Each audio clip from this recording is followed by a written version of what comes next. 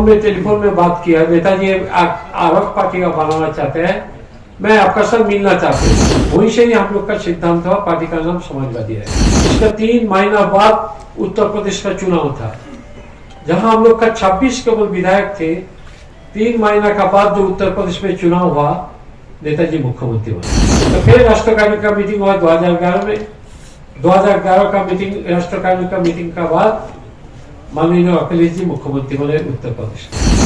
जो मैसेज चला गया, ये 2024 में जो लोकसभा चुनाव है, ये लोकसभा चुनाव केवल एक मामूली लोकसभा चुनाव नहीं। पूरा उत्तर प्रदेश का जनता का परसेप्शन था, इस बार भाजपा उत्तर प्रदेश से हट जाएंगे, सपा का सरकार हो जाएंगे, अखिलेश जी दूसरी बार मुख्यमंत्री बन जाएंगे। उत्तर प्रदेश का मुख्यमंत्री जोगी खुद ही बोला, अरे सोशलिज्म क्या होता है।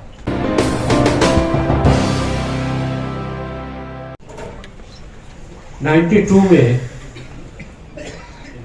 जब समाजवादी पार्टी का स्थापना हुआ था, पहले राष्ट्रीय कार्य का बैठक हुआ था कोलकाता में, नेताजी का अध्यक्षता थी।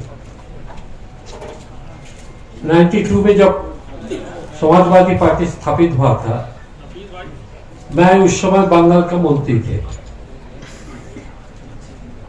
जब जनता पार्टी टूट गया था, हम लोग सोशलिस्ट जनता पार्टी में थे।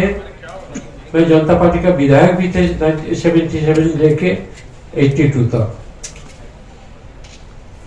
जनता पार्टी टूटने का बाद हम लोग बंगाल में जो सोशलिस्ट पार्टी थे, तो हम लोग का मन में ये था, जब हम लोग क्या करेगा, सब अलग अलग पार्टी तैयार हो गया। तो बंगाल में हम लोग वेस्ट बंगाल सोशलिस्ट पार्टी बन के एक पार्टी तैयार किया था 1981-82 में। 82 से हम लोग लेफ्ट फ्रंट में शामिल हो गया। उस समय मुख्यमंत्री थे ज्योति बसु, वो हम लोग को बुलाया था कि बंगाल में आप लोग सोशलिस्ट पार्टी तैयार किया, और सोशलिस्ट पार्टी एक लेफ्ट पार्टी है, आप लोग लेफ्ट फ्रंट में आप लोग ज्वाइन कीजिए। तो हम लोग 82 में लेफ्ट फ्रंट में ज्वाइन किया। हम लोग को 4 सीट मिला था। 82 से लेके 2011 तक 4 विधानसभा सीटों पे 4 हम लोग का विधायक जीत का आया था। और 82 से लेके 2011 तक मैं कैबिनेट मिनिस्टर थे। तो 92 में जब देखा नेताजी एक अलग पार्टी बनाना चाहते हैं, मैं अखबार में पढ़ा, तो मैं नेताजी का साथ कलकत्ता से ही संपर्क तैयार किया और फोन में टेलीफोन में बात किया। नेताजी अलग पार्टी का बनाना चाहते हैं, मैं आपका साथ मिलना चाहते हूँ। नेताजी बोला, आप कलकत्ता में आ जाइए, दिल्ली लखनऊ आ जाइए, मैं आपका साथ बात करूंगा। तो मैं लखनऊ आके नेताजी का साथ बात किया। नेताजी को मैं निवेदन किया, नेताजी सोशलिस्ट पार्टी को भी रीजनल पार्टी नहीं होता है, स्टेट पार्टी नहीं होता है। सोशलिस्ट पार्टी लोहिया जी का नेतृत्व पे नेशनल पार्टी था। मैं देखा आप एक अलग पार्टी बनाना चाहते हैं, आपका पास मेरा विनम्र अनुरोध है, आप सोशलिस्ट पार्टी बनाएंगे नेशनल लेवल पर। नेताजी सहमत हो गया। इसमें जनेश्वर जी भी शामिल थे, देवी प्रसाद वर्मा जी शामिल थे, और भी 2-4 नेता वहां शामिल थे। तो हम लोग चर्चा किया कि हम लोग नेशनल लेवल पर सोशलिस्ट पार्टी बनाएंगे। तो इस वक्त बाद जनेश्वर जी एक सुझाव दिया, जब हम लोग सोशलिस्ट पार्टी बनाएंगे तो चुनाव आयोग से इसका कोई मान्यता नहीं मिलेगा। क्यों? लोहिया जी का जमाना, लोहिया जी सोशलिस्ट पार्टी बनाया था जो जनता पार्टी में विलय हो गया। इसलिए हम लोग सब बैठ के तैयार किया, जो पार्टी का नाम हम लोग समाजवादी पार्टी देंगे। क्योंकि सोशलिस्ट पार्टी का बांग्ला भी समाजवादी है, उर्दू भी समाजवादी है, हिंदी भी समाजवादी है। पार्टी का नाम हम लोग रखे हैं समाजवादी पार्टी। वहीं से ही हम लोग का सिद्धांत हुआ, पार्टी का नाम समाजवादी रहेगा। तब जब समाजवादी पार्टी जब तैयार हुआ था, तब उत्तर प्रदेश में नेताजी का पास 26 विधायक केवल थे। तो नेताजी हमको बोला, कोलकाता में पहले राष्ट्र कार्य का मीटिंग मैं कोलकाता में करना चाहते हैं। मैं बोला, नेताजी आपको सादर आमंत्रण। कलकत्ता से हम लोग राष्ट्र कार्य का मीटिंग शुरुआत किया। और कलकत्ता में जब राष्ट्र कार्य का मीटिंग हुआ, जो मैसेज सारा देश में गया, उत्तर प्रदेश में गया, इसका 3 महीना बाद उत्तर प्रदेश का चुनाव था, जहां हम लोग का 26 केवल विधायक थे।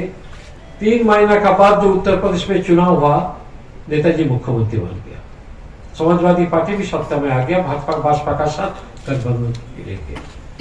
इसके बाद फिर राष्ट्रीय कार्यकारिणी का मीटिंग कलकत्ता में हुआ। कलकत्ता में राष्ट्रीय कार्यकारिणी का मीटिंग का बाद नेताजी डिफेंस मिनिस्टर बन गया। डिफेंस मिनिस्टर जब नेताजी बने उसका बाद भी एक बार कलकत्ता में राष्ट्रीय कार्यकारिणी का मीटिंग हुआ था। तो फिर राष्ट्रीय कार्यकारिणी का मीटिंग हुआ 2011 में। 2011 का मीटिंग राष्ट्रीय कार्यकारिणी का मीटिंग का बाद माननीय अखिलेश जी मुख्यमंत्री बने उत्तर प्रदेश के। फिर सरकार बनने के बाद एक बार राष्ट्रीय कार्यकारिणी का मीटिंग कलकत्ता में हुआ था। पांच बार मीटिंग हो चुका था। तो इस बार हम लोग का जब नेशनल कॉन्फ्रेंस हो गया था लखनऊ में, कोई राष्ट्रीय कार्यकारिणी मीटिंग नेशनल कॉन्फ्रेंस का बाद नहीं हुआ। तो माननीय राष्ट्राध्यक्ष जी हमको पूछा था, दादा इस बार कलकत्ता में राष्ट्रीय कार्यकारिणी मीटिंग करना संभव है? क्यों नहीं संभव है, आप डेट तय कर लो, हम लोग राष्ट्रीय कार्यकारिणी मीटिंग कलकत्ता में करेंगे। जो राष्ट्रीय कार्यकारिणी मीटिंग कलकत्ता में हुआ, इसमें क्या पूरा नेशनल लेवल पर एक मैसेज चला गया, एक संदेश चला गया। ये संदेश चला गया, देखा सारी नेशनल मीडिया हम लोग का राष्ट्रीय कार्यकारिणी मीटिंग में सब मौजूद थे। 3 दिन, जिस दिन राष्ट्रपति का प्रेस वार्ता था, इतने मीडिया में कभी नहीं देखा कलकत्ता में हम लोग का कोई कॉन्फ्रेंस में। जो मैसेज चला गया, ये 2024 में जो लोकसभा चुनाव है, ये लोकसभा चुनाव केवल एक मामूली लोकसभा चुनाव नहीं है। ये लोकसभा चुनाव एक अहम चुनाव है जिसमें एक चैलेंज है, और वो चैलेंज समाजवादी पार्टी का पास में है। ये 2024 में चुनाव में देश का जनता चाहते हैं भाजपा को हटाने के लिए।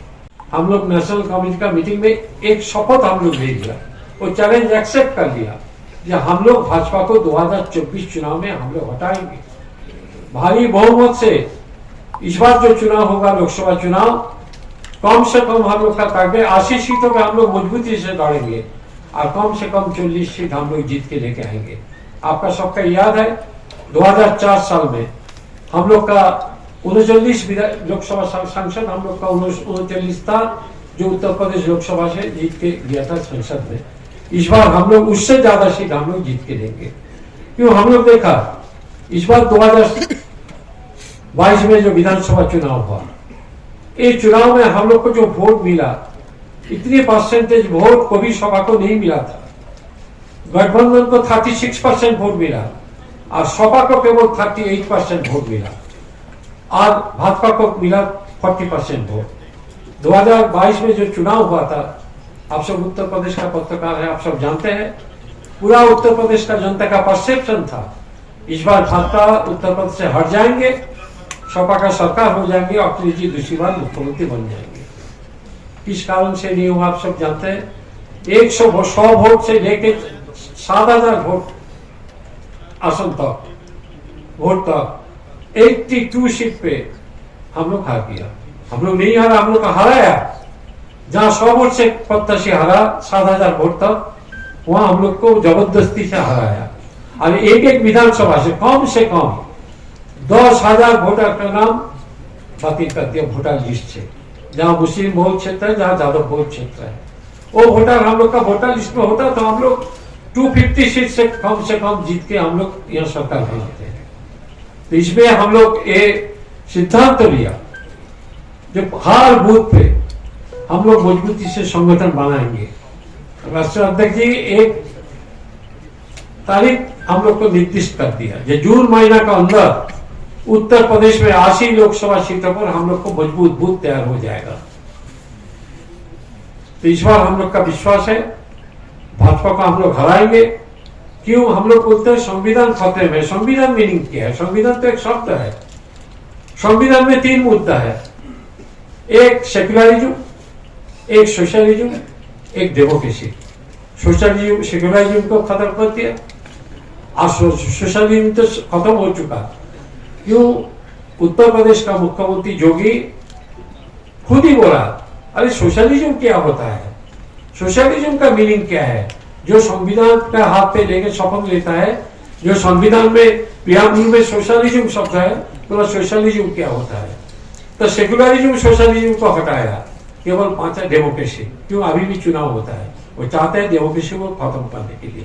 2024 इसलिए हम लोग के पास एक चैलेंज है, जो लोकतंत्र को बचाने के लिए संविधान को बचाने के लिए, सेकुलरिज्म को बचाने के लिए, सोशलिज्म को बचाने के लिए, समाजवाद तैयार करने के लिए ये भाजपा को हटाना जरूरी है। सब्सक्राइब कीजिए आपका अपना चैनल NDTV भारत।